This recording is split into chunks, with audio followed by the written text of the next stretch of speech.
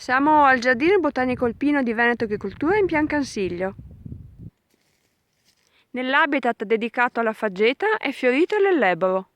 Sempre nell'habitat della faggeta ecco altre fioriture primaverili. Perché ha preso un latirus ai lato?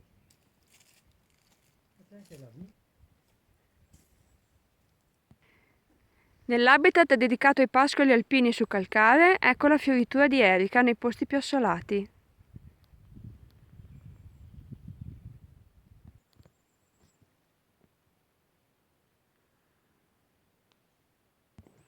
La genziana verna e la potentilla verna. Fioritura di Chrysosplenium sui ghiaioni.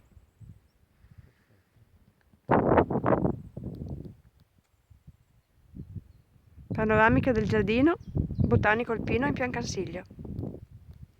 Nell'ambiente delle rupi calcaree troviamo la sassifraga di Bursari. Ed ecco la primola orecchia d'orso.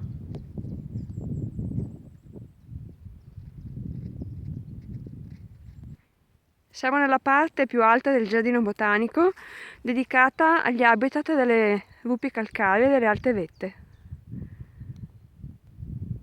Panoramica dal giardino botanico alpino dall'altopiano del Cansiglio.